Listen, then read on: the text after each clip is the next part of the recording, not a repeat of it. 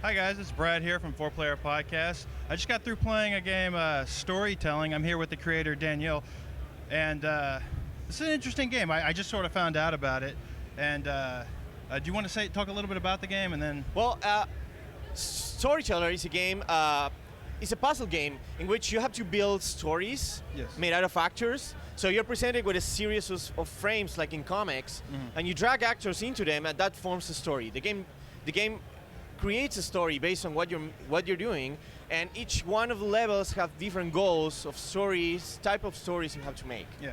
Did this start out as a puzzle game that you wanted to make, or were you trying to make a game from the beginning as like an interesting way of telling a story? And you right?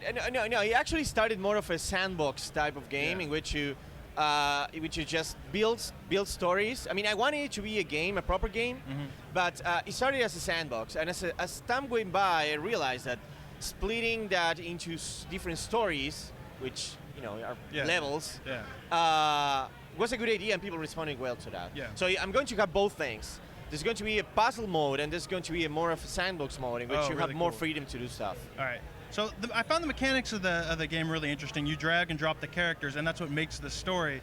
But I found a lot of humor came out of that too. I mean, for example, like you drag one character and then another, but oftentimes there's this other story that's being created where you accidentally made a character commit suicide because you couldn't drag both people to the frame or both people away. Was that intentional? Well, yeah. I mean, I made this game. I wanted to make a game with interactive storytelling, like with interactive stories. But often interactive stories, you have to wait.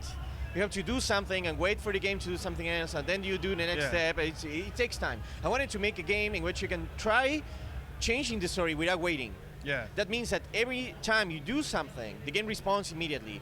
So you can, while you are building the story, the game is already responding to that. It's not waiting for you to make it. It's just the story is alive all the time. I found the funniest moments to be like the inadvertent stories that were told as I was trying to complete the puzzle in the way that I thought was correct, and I thought that was really cool. I also noticed when you solve levels, there's often you listed the things that inspired you, and I noticed as soon as I was doing that frame that said make these people die old together, I was thinking, oh, this is just like Jason Roar's The Passage. Right. And sure enough, when I completed it, it said inspired by The Passage. I mean, and another level was inspired by Let the Right One In, which is another movie I love. I mean, are all the levels like that, or? Well, not all of them. Some of them are definitely like that, and there are more of them, and there's going to be a lot more of those. Right now, there's Romeo and Juliet 2